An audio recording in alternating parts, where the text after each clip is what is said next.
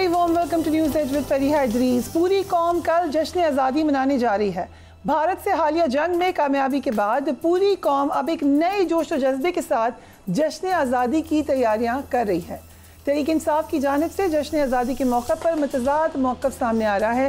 तहरीक इंसाफ का एक धड़ा कल एहतजाज का ऐलान कर रहा है, जबकि एक धड़ा जश्न आज़ादी मनाने का ऐलान कर रहा है। पार्टी कायदीन के जश्न आज़ादी के ऐलान के बावजूद अलीमा खान और उनके हामी कल एहतजाज का ऐलान कर रहे हैं। हुकूमत ने कल जश्न आज़ादी पूरे जोश और खरोश से मनाने का ऐलान किया है।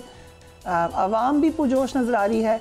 इस हवाले से वज़ीर इत्तलात अता तारिक ने कहा कि कल हम दिखाएंगे कि जिंदा कौमें अपनी आज़ादी का जश्न कैसे मनाती हैं। Let's watch that.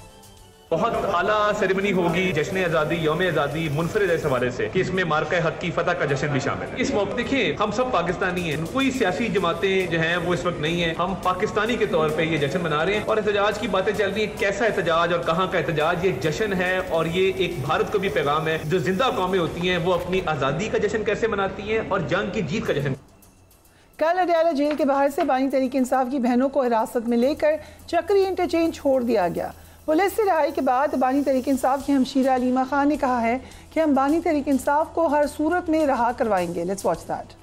गिरफ्तार कर लें, हम तैयार हैं, हमें कोई फर्क नहीं पड़ता। 10 दफा गिरफ्तार करें, जेल में डाल दें, इंशाल्लाह हम खड़े रहेंगे। इंशाल्लाह इमरान खान जल्द रिहा करवाएंगे। ये जो बिल्कुल ये इलीगल है, इमरान खान को नाजायज कैद में रखा हुआ है। हम किसी चोर डाकू को नहीं निकालने की कोशिश करें जेल से। इस वक्त हुकूमत और अपोजिशन के माबैन पस पर्दा राब्तों की भी खबर आ रही है। इस हवाले से सीनियर सहाफ़ी अंसार अब्बासी ने खबर दी है कि हुकूमत और तहरीक इंसाफ के दरमियान मुज़ाकरात के इम्कानात पस पर्दा राब्तों के नतीजे में अब रोशन हो गए हैं। बताया जाता है कि PTI के अरकान पार्लियामेंट की अक्सरियत मुज़ाकरात के आगाज़ के हक़ में है। कौमी असम्बली की स्पीकर अयाज सादिक इस अमल में अहम किरदार अदा कर रहे हैं और दोनों फरीकैन से राब्तों में हैं। नून लीग के राना सनाउल्लाह समेत हुकूमत के बाज़ रहनुमा भी PTI से बातचीत के लिए तैयार हैं। दिलचस्प अमर यह है कि अब PTI के ज़्यादातर अरकान जो पार्लियामेंट के अरकान हैं वो मुज़ाकरात पर जोर दे रहे हैं। Party chairman barrister Gohar Ali Khan को बामाने बातचीत की राह हमवार करने की जिम्मेदारी दे दी गई है। खदशा है कि बानी PTI एक मरतबा फिर इस अमल को रोक सकते हैं। इस रुकावट को दूर करने के लिए PTI अरकान ये सोच रहे हैं कि जेल में बानी चेयरमैन से ग्रुप की सूरत में मुलाकात करें ताकि उन्हें अपने मौक़िफ़ पर नज़रसानी पर आमादा किया जा सके। PTI के एक रुकन पार्लियामेंट ने इल्ज़ाम आयद किया कि बाज़ गैर मुंतखब अफराद बानी को गुमराह कर रहे हैं। अंदेशा है कि ये गैर मुंतखब अफराद बानी को कौमी असम्बली से इज्तिमाई इस्तीफ़ों की पॉलिसी अपनाने पर मजबूर कर सकते हैं। बानी के इस फैसले पर भी पार्टी के अंदर इख्तलाफात हैं कि वो इन नशस्तों पर होने वाले ज़िमनी इंतखाबात में हिस्सा नहीं लेंगे जो PTI के अरकान की सज़ा या नाअहली के बाइस खाली हुई। कुछ अरकान जिनके ख़ानदान कई दहाइयों से इंतखाबात लड़ते आए हैं कहते हैं कि बॉयकॉट का मतलब है अपने हल्के सियासी हरीफों के हवाले कर देना। कल कौमी असम्बली के इजलास में हुकूमत ने एक बार फिर तहरीक इंसाफ को बातचीत की पेशकश की गई। वो किस तरीके से ज़रा देखिए। कल leader of the opposition Rahul Gandhi साहब हिंदुस्तान में अरेस्ट हुए, उनका कोई प्रोडक्शन ऑर्डर नहीं हुआ। हम लोग हर वक्त हाजिर हैं, आप आके बैठे। स्पीकर साहब से मैं गुजारिश करूंगा कि आप इस बाबत में कोई दो दोस्त इधर से, दो हमारी तरफ से, नवीद कमर साहब हैं, हम लोग हैं, तलाल बैठे हुए हैं, जो आप मुनासिब समझे बैठ के बात देखें। मैं बार बार कहता हूँ कि सियासत का हुस्न ही बैठ के बात करने में है, डायलॉग में है, मामले को सुलझाने में है। झगड़ा करने से या उस तरह से चीजें जो है और कॉम्प्लिकेट होती हैं। गुजारिश करूंगा दो मेंबरान आपकी तरफ से आज लॉ मिनिस्टर साहब और minister of state for interior, ये लोग और नवीद कमर साहब भी बैठ जाएंगे। तो ये आप लोग आज जरा बैठ जाएं तो बात तो करें ना। हम कुलीग्स हैं, हमने 10 दफा मिलना होता है।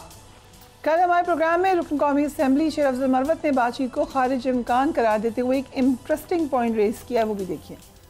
पॉलिटिकल डायलॉग ही आप तो कहते रहे, आप तो खड़े होकर असेंबली में कहते रहे कि पॉलिटिकल डायलॉग पर आ जाए। अभी तो पॉलिटिकल डायलॉग की भी मुझे उम्मीद अब नहीं है। क्योंकि पॉलिटिकल डायलॉग जो है ना, उस वक्त जब हमें मौका दिया जाता था तो उस वक्त हम मुस्तहकम थे। अब हम लागिर हैं, लागिरों के साथ कोई डायलॉग नहीं करता। डायलॉग किस लिए करेंगे, हमारे पास क्या है उनको देने के लिए। शहज़ाद रज़ा साहिबा, नियाज़ुल्लाह नियाज़ी साहब एंड कोस्तानी खेलदास कोस्तानी साहब, thank you so much for being on the programme. So I start with you ma'am, क्या करे कल PTI, एहतजाज करे या जश्न मनाए? पहले तो वो आपस में तय करें कि क्या करना है। जब वो आपस में तय कर लेंगे तो फिर पता चल जाएगा कि उन्हें क्या करना है। लेकिन उसूलन ये है कि पाकिस्तान पीपल्स पार्टी से ज़्यादा इस मुल्क में किसी ने भी जमहूरियत के लिए, मुल्क के लिए जो है जद्दोजहद सख्त तरीन नहीं की है। और जेलें भी देखी हैं, जनाजे भी उठाएं, लेकिन 14 अगस्त के दिन को कभी इस तरह से नहीं किया कि उसके साथ जो है वो अपने मसाइल को शुरू कर दिया जाए। 14 अगस्त है। और फिर एक बात मैं कहूँगी कि ज़ाहिर है कि बहुत बड़ा वाक़या था शहीद भुट्टो के बाद बेनज़ीर भुट्टो की शहादत, और सिंध में कुछ एलिमेंट्स जो थे वो ना खपे पाकिस्तान के, पाकिस्तान नहीं चाहिए। लेकिन जनाजा जब आपके सामने रखा हो और आपके बच्चे जो हैं वो माँ का जनाजा देख रहे हो, उस वक्त ये कह देना कि पाकिस्तान खपे, कोई ऐसी बात नहीं, सबसे पहले पाकिस्तान, तो ये बताता है कि आपकी सियासत, आपकी ज़िंदगी, आपके बच्चों की ज़िंदगी सब मुल्क की अमानत है। तो ये समझना चाहिए। रोज़ाना हम सियासत करते हैं, तो एक तो ये कि हमारे कुछ दिन हैं उन पे हमें उन्हीं नहीं को होना चाहिए। This is my opinion. और दूसरी बात ये है कि ये एक फजूल बातें, आपस में इनके बिल्कुल इत्तेफाक नहीं है। कोई कुछ कह रहा है, कोई कुछ कह रहा है, कोई कुछ कह रहा है, और जो बिल्कुल नहीं निकल रहा है वो कहते हैं हम तो कल निकलेंगे, 2 झंडे लेके निकलेंगे। भाई आप तो अपने घर का सौदा लेने नहीं निकलते।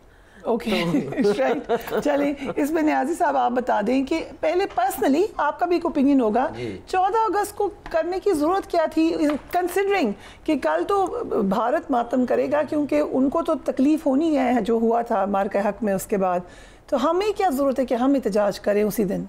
बिस्मिल्लाहिर्रहमानिर्रहीम। सबसे पहले तो मैं बतौर तर्जमान बानी PTI इमरान खान, मैं पूरी कौम को 14 अगस्त जश्न आज़ादी की मुबारकबाद देता हूँ। चलिए, वेरी गुड। इस पर तो मेरे ख्याल से हम क्लैप कर देते हैं सारे।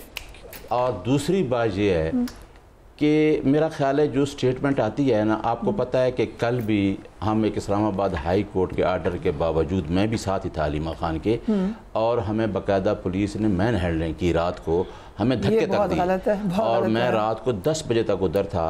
और कल 6 वकला की लिस्ट और फैमिली में एक आदमी को भी नहीं मिलने दिया, और आज 14 अगस्त है।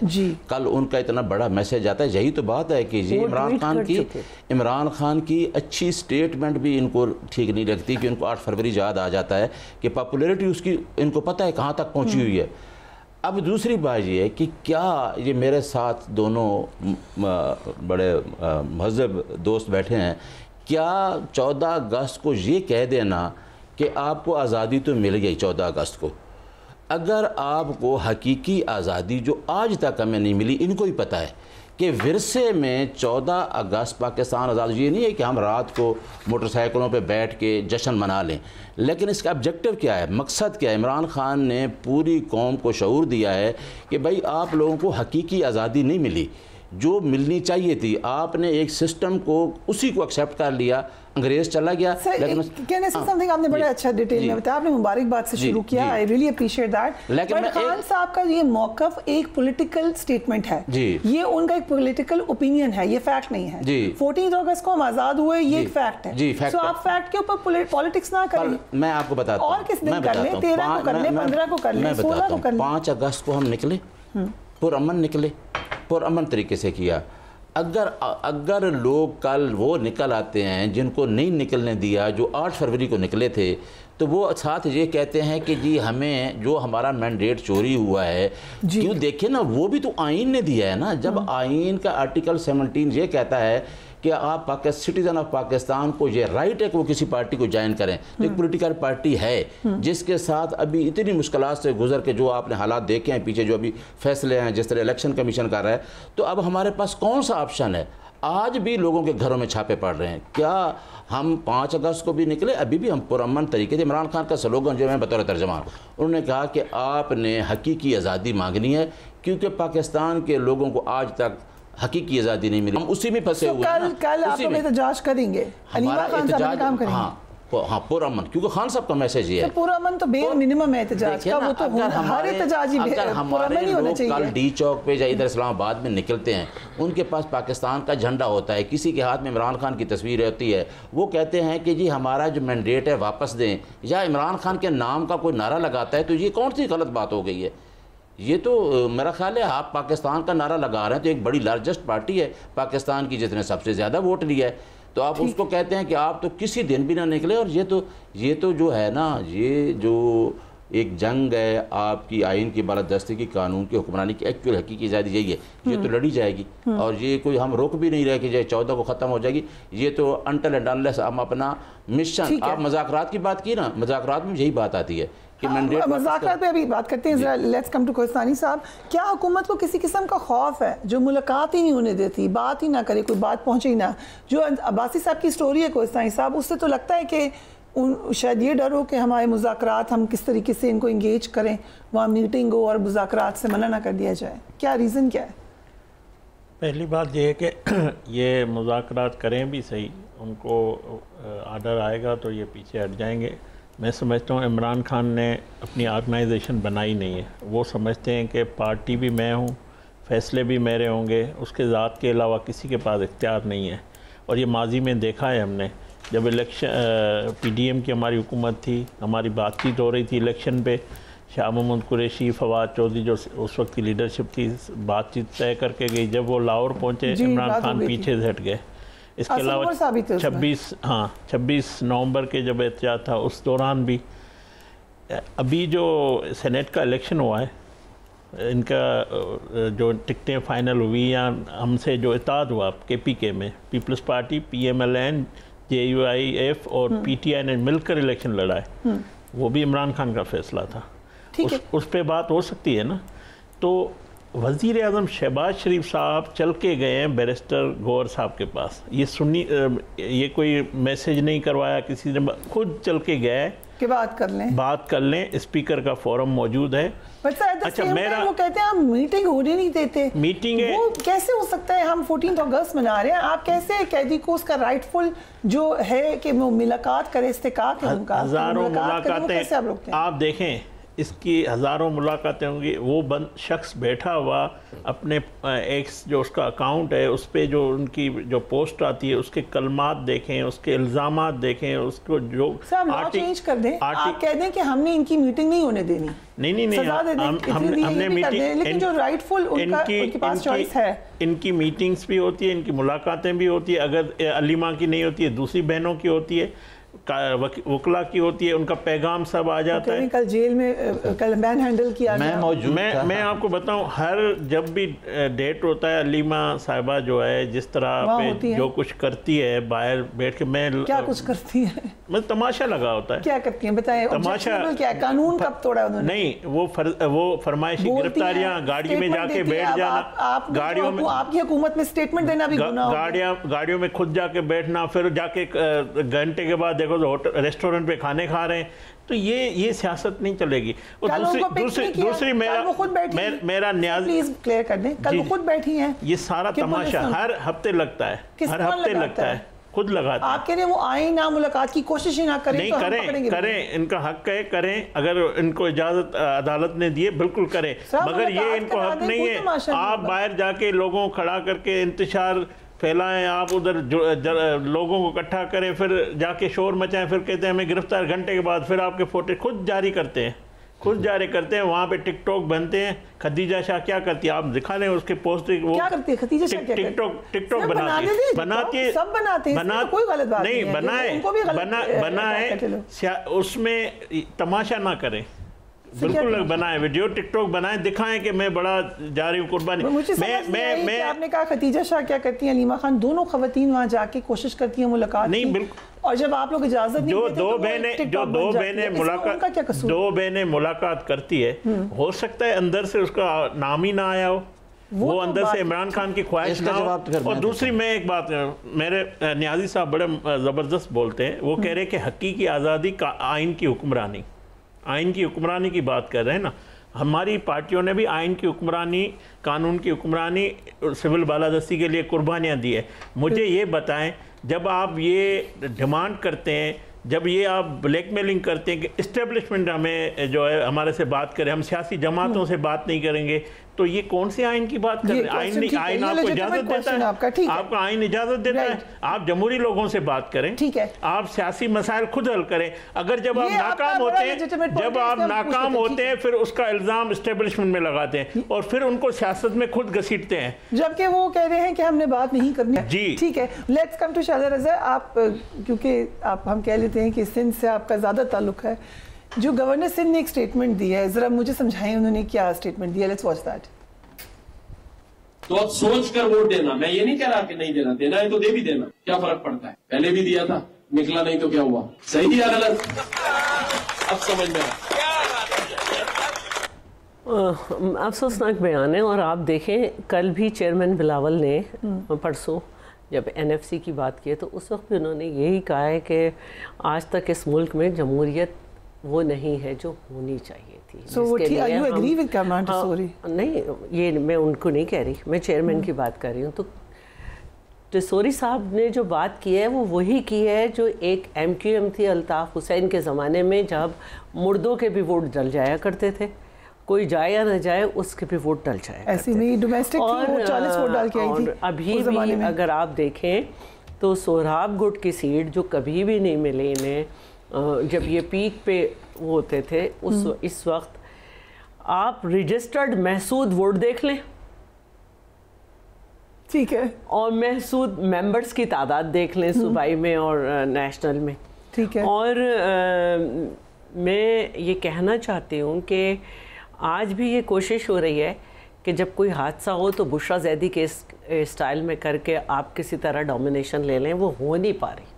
कराची के लोग पहचानते हैं और कराची के लोग समझते हैं। तो गवर्नर साहब पता नहीं क्या बताना चाह रहे हैं कि उनके ऊपर किसका हाथ है कि कुछ भी हो जाए वही लोग जीते रहेंगे। पिछले इलेक्शन में MQM को ज़बरदस्त विक्ट्री मिली है अभी कराची में, यू थिंक कि वो उसका जिक्र तो नहीं कर रहा है? उसी का कर रहे हैं, और उससे पहले जब एक MQM अल्ताफ़ के ज़माने में होती थी वो उसका जिक्र कर रहे हैं। इस दफ़ा तो फैसल वाटर साहब का बयान है कि MQM वाले हाथ जोड़ के खड़े हो गए कि बस कर दे। अब सुना होगा वो ऑन रिकॉर्ड है, मैंने नहीं कहा।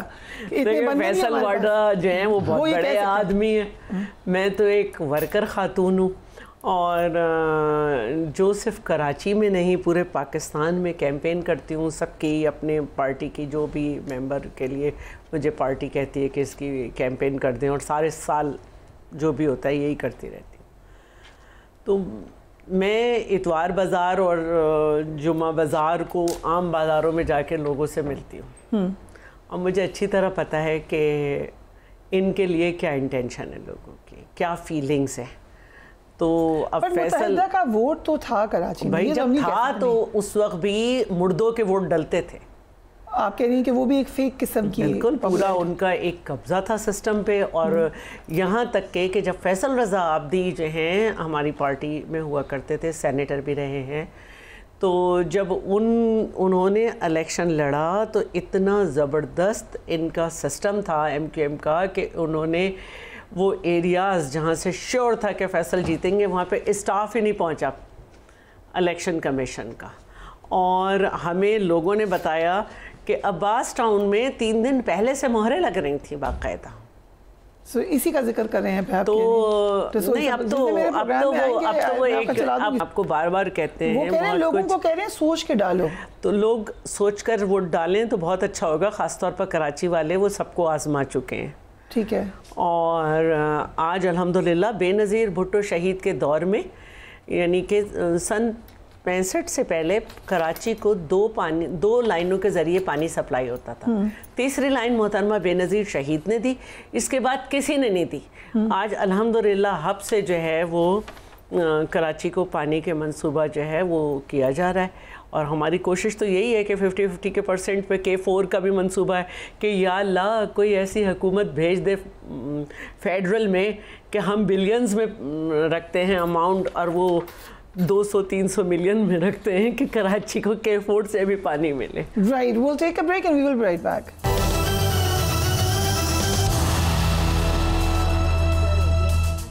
And welcome back. वज़ीर-ए-आज़म शहबाज शरीफ की जगह मोहसिन नकवी के वज़ीर-ए-आज़म बनने की अफवाहें बतदरीज बढ़ती जा रही हैं।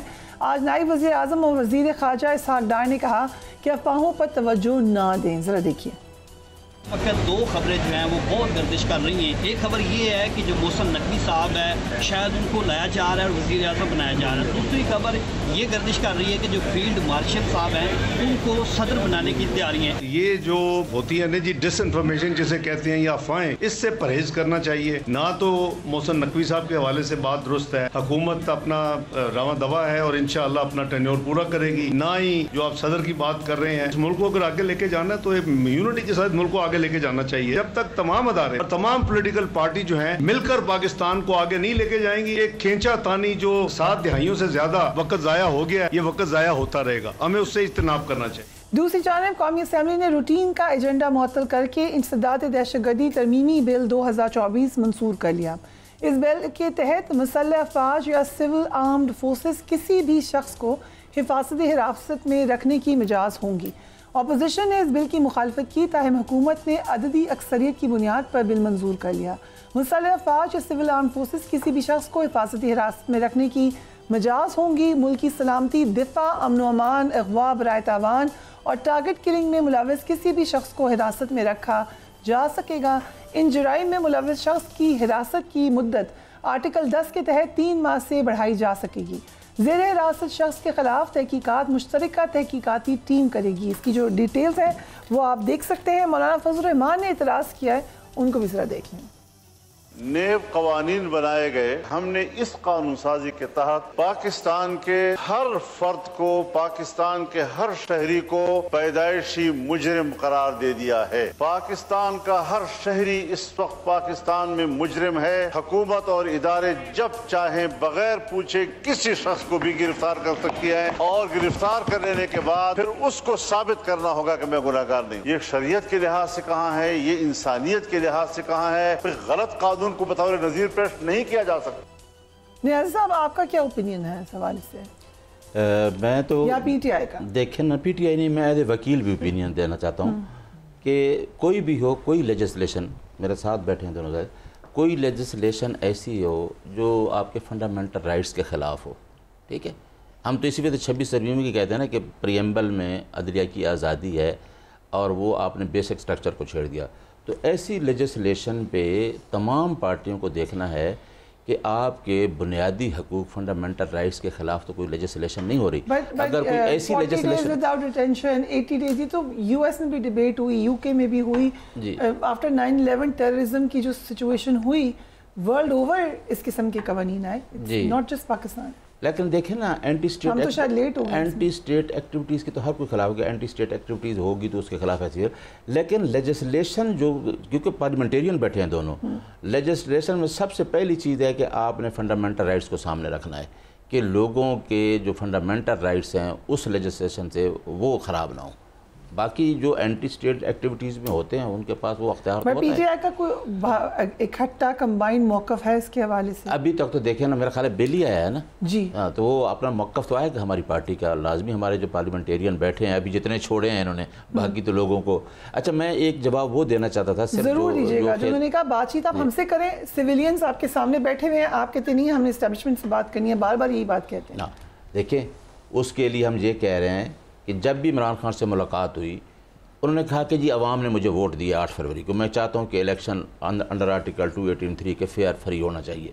लेकिन मैं मुल्की मफाद के लिए एस्टेब्लिशमेंट से या किसी से भी मुल्की मफाद में बात करना चाहता हूँ, मुझसे मेरे दरवाजे खुले हैं। क्यों करना चाहते हैं जब वो एक तरफ कहते हैं कि मैं एस्टेब्लिशमेंट के रोल के खिलाफ हूँ, मेरी हुकूमत इन्होंने गिरा दी? नहीं, वो इनकी बात का जवाब है। ये कहते हैं ना बार बार, अभी भी कहा ना, वो ये कहते हैं कि जी एस्टेब्लिशमेंट से बात करना चाहते हैं। हम ये कहते हैं, खुद कहते हैं। हाँ, नहीं, हमने कहा नहीं, खान साहब का बयान है कि मैं पाकिस्तानी मुल्की मफाद के लिए एस्टेब्लिशमेंट से बात कर सकता हूँ, मैं अपनी ज़ात के लिए नहीं कहते। बड़ा वाज़ेह बयान है कि मैं अपनी ज़ात के लिए, पार्टी के लिए नहीं कह सकता, मुल्की मफाद के लिए। बताया कि एस्टेब्लिशमेंट कह रही है कि हम मुल्की मफाद में आपसे बात नहीं करना चाहते क्योंकि हम समझते हैं हम अपना रोल सियासी ना रखें और हुकूमत से आप बात कर लें।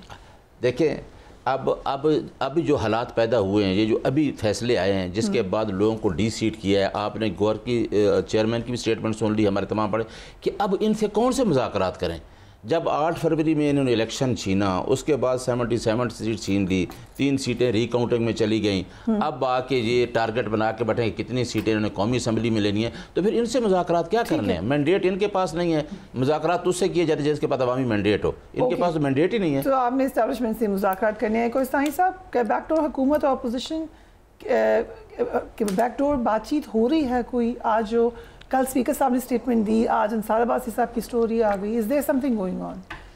जी बिल्कुल, असेंबली के अंदर जो डे टू डे बिजनेस है उस पर बातचीत भी होती है, स्पीकर साहब की भी होती है, हमारी सीनियर लीडरशिप भी इनके जो वो मुज़ाकरात के हवाले से तो नहीं होती, वो तो डे टू डे वर्किंग है। देखें, वो मैंने पहले इंट्रो में कहा कि इनके पास किसी के पास इख्तियार नहीं है वो बातचीत करे, और ये जो 26वीं आइनी तरमीम की बात कर रहे हैं, आप इसको ना माने, 26वीं आइनी तरमीम में जो मौलाना फजल रहमान साहब ने इख्तलाफ किया, जो अपना नुक्ता नज़र पेश किया या जो ख्वाहिशात शामिल की, उसमें PTI को ऑन बोर्ड करके उनकी ख्वाहिशात को शामिल किया गया, और 26वीं आइनी तरमीम के बाद बनने वाली जुडिशल कमीशन का ये हिस्सा है।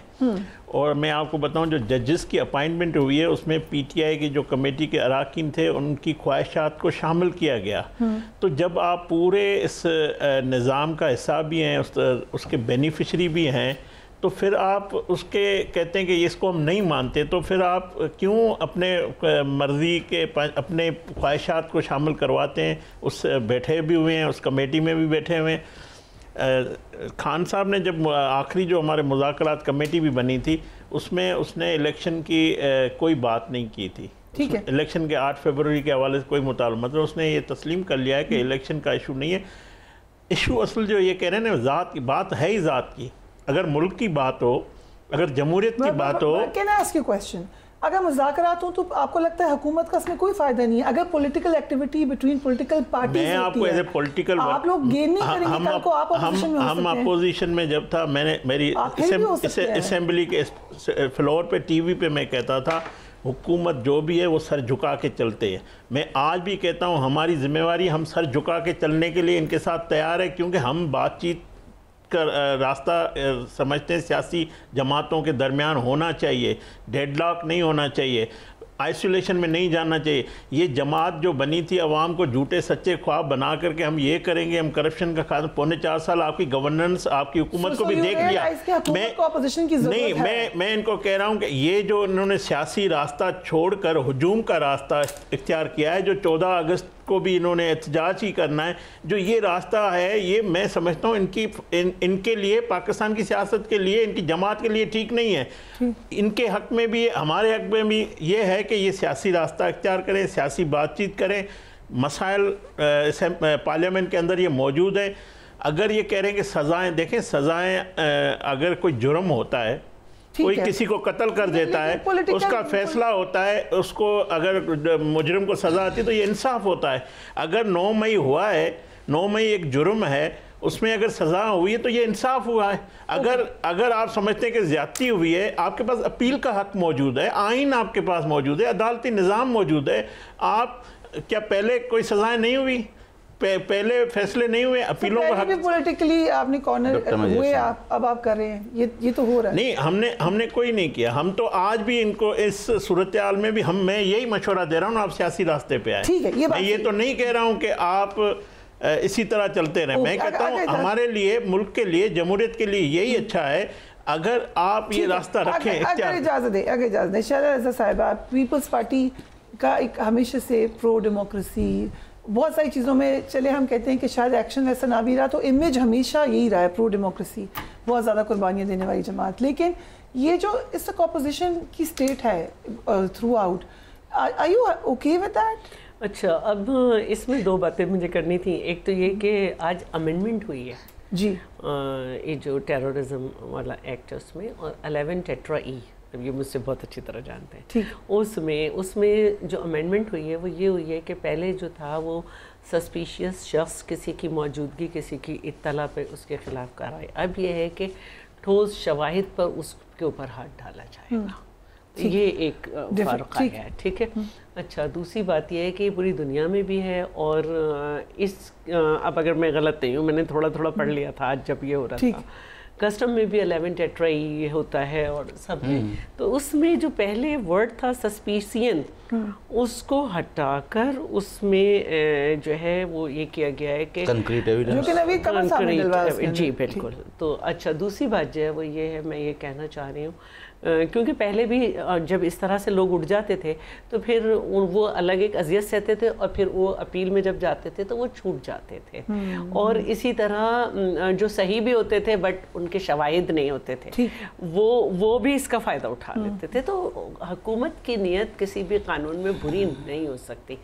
26वीं तरमीम पे मैं यही कहूँगी कि हम तो कोर्ट चाहते थे कॉन्स्टिट्यूशनल, लेकिन ये PTI की तरमीम थी, बेंच बना जिसमें, और वो बिल्कुल राज़ी थे उस पर। मैं ये लंबी बहस हो जाएगी। अब जो बाकी आपने बात की, देखिए हम जो है ना, हम हुकूमत के इत्तेहादी नहीं हैं, सपोर्टर हैं, लेकिन उसके बावजूद मेरा एक सवाल है, 9 मई हुआ था या नहीं हुआ था, कोई इनकार नहीं कर सकता। क्या हुकूमत उसकी कंप्लेनेंट है? नहीं है।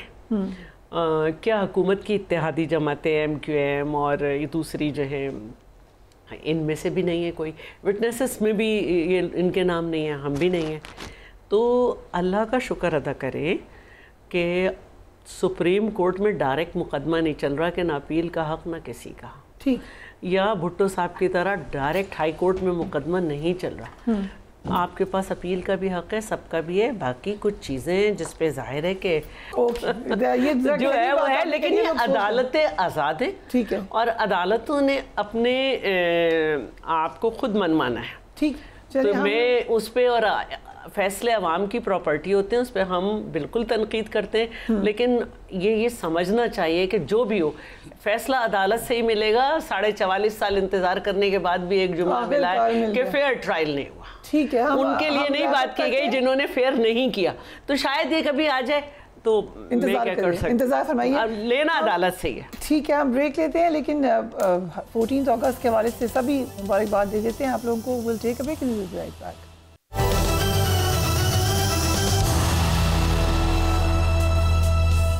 Welcome back. अमरीका और पाकिस्तान के दरमियान इंसदात दहशतगर्दी डायलॉग मुनक्किद हुआ, जिसमें दोनों ममालिक ने दहशतगर्दी से निपटने के लिए अपने मुश्तरका अज़्म का इआदा किया।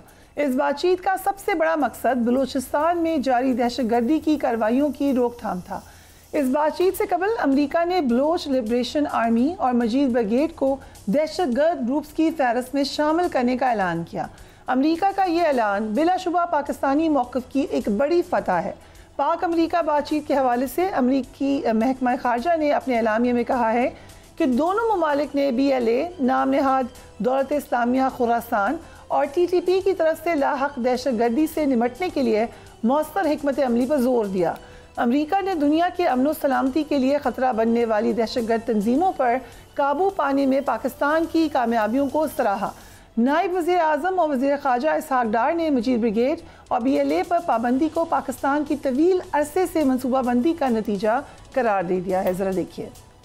मजीद ब्रिगेड, हमने पिछले 1 साल से अमेरिका को ये सबूत दे रहे हैं कि मजीद ब्रिगेड BLA का हिस्सा है और जाफर एक्सप्रेस में मजीद ब्रिगेड इन्वॉल्व था। हमने इतने सबूत फराहम किए हैं, ये किसी विजिट से नहीं होती ये चीजें, इतने सबूत फराहम किए कि अमेरिका ने उसके नतीजे में मजबूर हो गया कि उसको शामिल करना पड़ा। तो कल जब वो मेरे पास आए, उनका जो हेड ऑफ डेलीगेशन थे, उन्होंने मुझे ये खुशखबरी दी, लेकिन मैंने उनकी ऑफिशियल, तो ये चीजें तो कई फ्लो में चलती रहती है।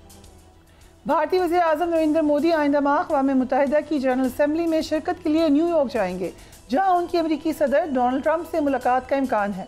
इस मुलाकात से कबल अमरीका ने एक बार फिर पाक भारत जंग रुकवाने में सदर ट्रंप की किरदार की तस्दीक की है। अमरीकी महकमा खारजा की तर्जुमान के मुताबिक हमने हमलों को रोकने के लिए फ़ोन कॉल्स की और फरीकैन को मेज़ पर लाने की भरपूर कोशिश की। Let's watch that. वज़ीर आज़म शहबाज शरीफ ने एक बार फिर भारत को वार्निंग दी है कि वो पाकिस्तान को पानी बंद करने की धमकी देने से गुरेज करे। Let's watch that. और 10 मई जो अफवाज पाकिस्तान ने दुश्मन को वो कारी जरब लगाई है कि उम्र भर याद रखेगा। 6 जहाज हमारी फजाइया ने गिराए, जिसमें 4 राफेल जहाज थे। पानी बंद करने की धमकी देते हो तो ये बात जहन में रखना कि पाकिस्तान की एक बूंद भी तुम पाकिस्तान से छीन नहीं सकते। उस खुदाए बुजुर्गो बरतर की कसम है कि अगर तुमने ये हरकत की तो दोबारा तुम्हें वो सबक सिखाएंगे कि तुम कानों को हाथ लगाओगे। भारत ने जो हमसे 5 गुना बड़ा मुल्क है, उसका गरूर 10 मई को गर्क हो गया था। कमोडोर खालिद चिश्ती में ज्वाइन कर रहे हैं। Thank you so much for joining us. America ने मजीद ब्रिगेड को दहशतगर्द जमात डिक्लेयर किया। दफ्तर ख़ारजा के मुताबिक BLA को पहले दहशतगर्द तंजीम करार किया गया था। सो कितनी बड़ी ये अचीवमेंट है, कंसिडरिंग आप अगर इंडियन मीडिया को देखें वहाँ पर शदीद तकलीफ़ है, वो उसको गलत तरीके से इक्वेट करते हैं कश्मीर से, जबकि वो बिल्कुल अलग इक्वेशन है। लेकिन किस तरीके से आप इसको देखते हैं, पाकिस्तान की कितनी बड़ी कामयाबी है? बहुत शुक्रिया फरिया मुझे इनवाइट करने का। और ये आपने ठीक कहा कि ये बहुत बड़ी डिप्लोमेटिक विक्ट्री है। ऑल्दो डायरेक्ट इन्फ्लुएंस इस तरह नहीं होती कि यहाँ पे सिर्फ फंड्स रोक दिए जाते हैं। मैं आजकल कनाडा अमेरिका के विजिट पे ही हूँ, लेक्चर्स के सिलसिले में मेरी भी यहाँ लोगों से बात हुई है। खैर अमेरिका इसको एक एक्सेस रोकता है, फंड ट्रांसफर, बैंकिंग के कोई एसेट्स होते हैं उनको रोकता है। डायरेक्ट इन्फ्लुएंस तो क्योंकि इंडिया से फंडिंग होती है तो फाइनेंसिंग तो वहाँ से जारी रहेगी, लेकिन ये बहुत बड़ी मॉरल एसेंडेंसी हमें ये हासिल हुई है कि अमेरिका इस वक्त एक सुपर पावर है और ऑलमोस्ट सोल सुपर पावर है। तो दुनिया इससे इन्फ्लुएंस लेती है और हमारी बात को ज्यादा क्रेडिबिलिटी मिलती है कि हम ये कह रहे थे कि दहशतगर्द ये वो इनके इंटेलिजेंस एजेंसीज हैं, इनकी हुकूमत इन्वॉल्व है। पहले भी आपने नोट किया होगा कि कनाडा के अगेंस्ट इन्होंने जो एक्टिविटीज की थी सिख रहनुमाओं के हिंदुस्तान में, वो भी नोटेड है this part of the world. तो अब आसान हो रहा है हमारी बात को लोगों को समझना, क्योंकि हमने जिस तरह अपना डिफेंड किया है मई 2025 में अपने सॉवरेनिटी को, दुनिया अब आपको रेलेवेंट समझना शुरू हुई है, हमारी बातों को वक़्त दे रही है क्योंकि हमने एक सबक सिखाया है। मेरा ख्याल है ये बहुत पॉजिटिव एक चेंज, ये पॉजिटिव पाकिस्तान के हक में है। इतने मासूम लोगों को अब जाने गई, अब टेररिज्म का है, वहाँ कारोबार रुके हुए हैं, तो अब ये बहुत अच्छा मौका है कि पाकिस्तान को अब कंटिन्यू करना चाहिए डिप्लोमेटिक एफर्ट्स और मुल्कों में भी, ताकि ज्यादा से ज्यादा मुल्कों का प्रेशर बिल्ड किया जा सके हिंदुस्तान पर कि दुनिया के नोटिस में है। I was going to ask you this question. आपने खुद ही हिंदुस्तान का जिक्र किया कि पहले भी कई मरतबा सबूत पाकिस्तान दे चुका है कि भारत BLA और TTP दोनों को मुसलसल सपोर्ट कर रहा है। Kulbhushan Yadav was a huge evidence जो कि दुनिया के सामने थी। नज़र आ रहा है कि कैसे दहशतगर्दी को बढ़ाया जा रहा है बलूचिस्तान में। BLA मुसलसल राब्तों में रहा है भारत के साथ। इन चीज़ों पर भी तवज्जो दी जाएगी इंटरनेशनली? देखिए इंटरनेशनली तो दुनिया आपकी नेशनल इंटरेस्ट के साथ चलती है। मेरा मानना ये है कि अगर आपकी दो मुल्कों कोई भी दो मुल्कों अगर आपकी नेशनल इंटरेस्ट कन्वर्ज करती हैं तो दुनिया आपके साथ खड़ी होती है। जो एडवांटेज हमें अब मिला है जो पहले नहीं था, वो जैसे मैंने कहा कि विक्ट्री हैज वैल्यू। जब से हमने ये फतह हासिल की हिंदुस्तान के खिलाफ तो अब दुनिया आपको सिर्फ वैल्यू कर रही है। और देन हम बचपन से पढ़ते हैं कि पावर टॉक्स टू पावर। कभी कोई पावरफुल या जो स्ट्रांग मुल्क होते हैं वो कमजोर या बुज़दिल मुल्कों से बात नहीं करते हैं। तो दुनिया से साथ हम दोनों सेंस में हमने फ्रंट पे डिप्लोमेटिक भी अब ज्यादा रेलेवेंट इसलिए हुए हैं पॉलिटिकल साइड पे भी कि हमने अपनी वक़्त अपनी वर्थ साबित की है। इस मुल्क के लोगों ने, मुसल्लह अफवाज ने, खासतौर पर पाक फ़िज़ाइया की जो परफॉर्मेंस हुई थी, दुनिया आपसे सीखना चाहती है, बल्कि वो ट्रेनिंग हासिल करना चाहती है, तो इंगेज करना चाहती है, जिसकी वजह से ये कामयाबी एक पहला स्टेप है। लेकिन ये एक जैसे मैंने कहा कि ये पहले भी आपने कहा कि फाइल्स दी जाती हैं, सबूत दिए जाते हैं, लेकिन मेरा ख्याल है अब दुनिया बेहतर सेन हो गई है, अब जो सबूत मांगती है। आपने नोट किया होगा 3 दिन पहले इंडियन एयरफोर्स चीफ ने जी I was going to ask you that, उन्होंने कहा कि पाकिस्तान के 6 जंगी तैयारी तबाह किए हमने। कैसा आपको महसूस हुआ ये स्टेटमेंट सुनकर?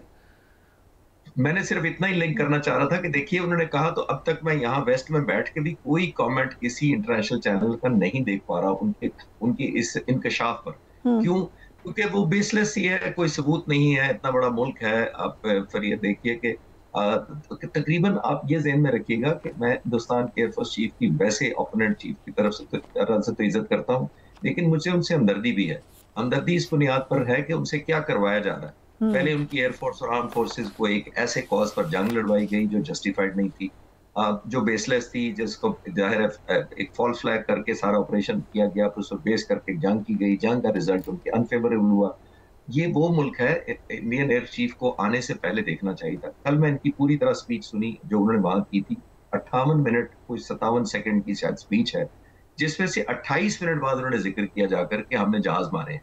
अब आप 93 दिन बाद आए हैं, अपनी स्पीच के भी 28वें मिनट में आपको याद आया कि वो मुझे तो याद है हमने जहाज बाय द वे हमने ये भी किया था, बाय द वे किया था, और फिर कोई फरिया सबूत नहीं दिया है, not a single evidence.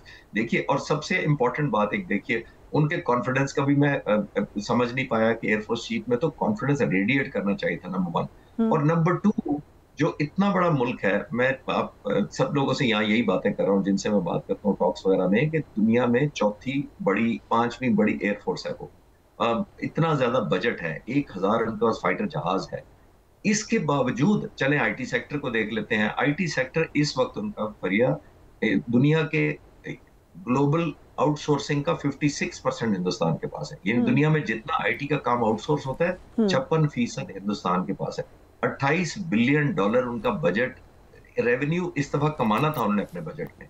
IT sector alone में बात कर रहा हूँ। इतना बड़ा मुल्क जो आईटी डिपेंडेंट है, बल्कि आईटी को लीड कर रहा है, उसको 93 दिन लगे डिजिटल फुटप्रिंट ढूंढने में और सबूत देने के, और वो भी सिर्फ जुबानी ना। उन्होंने कुछ हमें बताया कौन से जहाज मारे थे। एक बड़ी इंपॉर्टेंट लास्ट बात इस टॉपिक पर जरूर कहना चाहूंगा कि देखिए, हमारे J-10C ने तकरीबन सारे जहाज मारे, एक हमारा सरफेस टू एयर मिसाइल ने मारा। यानी हमारे कॉम्बैट एयरक्राफ्ट और पायलट्स काम आए इस जंग में। उन्होंने कहा हमारे S-400 ने रिकॉर्ड कायम कर दिया और सारी पांचों की पांचों किल्स हमारी S-400 की है। तो भाई 1000 जहाज आपने क्यों रखा हुआ है? फिर उसकी तो कोई आपको जरूरत नहीं है, क्योंकि आप खौफजदा हुए, शूटिंग डाउन हुई 7 तारीख को, तो फिर आपने एंगेज किया सरफेस टू, अगर किया तो सरफेस टू एयर पे आ गए आप। तो ये तो एक डिफेंसिव माइंडसेट इटसेल्फ शो करती है। और बिल्कुल लास्ट पॉइंट ये है कि जो प्रेस रिलीज की गई थी, आप नोट करें ना, मिनिस्ट्री ऑफ, मैंने फॉलो किया उसको, सारी उसकी टॉक को, मिनिस्ट्री ऑफ डिफेंस को उनकी स्पीच में जब भेजी गई थी तो उसमें वो हिस्सा ही नहीं था जहाजों के मारने का, जिक्र ही नहीं था। इसका मतलब उनको प्रेशर डेवलप किया गया कि इसको शामिल करें। और फिर इसीलिए मैंने अर्ज किया कि वो 28वें मिनट में उनको ख्याल आया कि मैंने वो भी तो बात करनी कि तो मैंने जहाज मारे थे जिसके अंदर आपने एक भी जहाजों की टाइप नहीं बताई कि कौन सा जहाज मारा है। S-400 के अंदर पूरी कैपेबिलिटी है टू फाइंड आउट कि किस जगह मारा, कितने डिस्टेंस पे मारा, जहाज कौन सा था, हिंदुस्तान पर पूरी कैपेबिलिटी है। लेकिन सिर्फ वो बात करके समझते हैं क्रेडिबिलिटी सारी अब हमने देखा कि DJISPR ने क्लियर वार्निंग दी भारत को अपने इंटरव्यू में। उन्होंने कहा भारत के मशरिक से हमला करेंगे हम अगर वो हम पे अटैक करता है। प्राइम मिनिस्टर ने भी दी। ऑब्वियसली इन लोगों के पास रिपोर्ट्स हैं कि भारत क्या प्लान कर रहा है, इसलिए वो डेटरेंस के लिए ये बार बार स्टेटमेंट्स दे रहे हैं। क्या प्लान नजर आ रहा है आपको भारत का? देखिए फरिया, हमारी स्ट्रेटेजिक डेप्थ जो है पाकिस्तान की वो बहुत कम है हिंदुस्तान की निस्बत। तो होता ये है, ट्रेडिशनली भी हमने देखा जब भी एस्केलेशन हुई थी, और जितना मैं फॉलो करता रहा हूँ as a student of strategy, जो उनकी जो वेस्टर्न साइड होती थी, यानी जो बांग्लादेश और श्रीलंका वाली साइड है, उनको तो पता ही नहीं होता था कि हमारा मुल्क एस्केलेशन में गया हुआ है या जंग में गया हुआ है। वहाँ पे डेवलपमेंट्स भी वैसी हो रही थी, बिजनेस भी वैसी हो रहा था, लाइफ नॉर्मल होती थी। तो हमारी क्योंकि स्ट्रेटेजिक डेप्थ नहीं है, तो हमारा पूरा मुल्क हाईएस्ट अलर्ट होता था। हमारे एयर डिफेंस भी होता था, सरफेस भी, लोग भी बहुत अलर्ट होते थे, सिविल डिफेंस भी होती थी, और एग्जैक्ट जाहिर है एक रिस्पॉन्स हमारे पूरे मुल्क से इकट्ठा आता था। उनका नहीं होता था, उनका सिर्फ जो ईस्टर्न बॉर्डर हमारी तरफ लगता है, जो उनका वेस्ट है, वहां से ही सिर्फ पता होता था। तो ये बहुत अच्छी मूव है। इन्होंने बताया कि वहां जितनी आपने इन्वेस्टमेंट की हुई है, जहां आपका कारोबार नॉर्मल चलता रहता है, जहां से आपके रेवेन्यू जनरेट होता रहता है, क्योंकि वो जिंदगी नॉर्मल है, वहाँ इंडस्ट्री चलती रहती है, फैक्ट्रियों को पता भी नहीं होता कि मुल्क जंग लड़ रहा है, तो हम उसको हिट करेंगे। जिसका मतलब है कि अब इंडिया को इनवर्ड या अपने ईस्टवर्ड देखना पड़ेगा कि भाई उनको भी ज़ाहिर खतरा महसूस हो। तो ये बड़ी अच्छी मूव है, जिससे एक प्राइस बढ़ाई है बुनियादी तौर पर। Right, thank you so much for joining us. यकीनन पूरी कौम तैयार है कल 14 अगस्त को मनाने के लिए। जिंदा कौमें जानती हैं कि आज़ादी कितनी बड़ी नेमत है। सो आप लोग भी प्लान कीजिए, यकीनन जश्न मनाइए, इंजॉय कीजिए और समझिए कि ये ऐसे ही नहीं मिल गई थी आज़ादी, इसके लिए बहुत कुर्बानियाँ दी गई थी। Do take care of yourself. अल्लाह हाफ़िज़।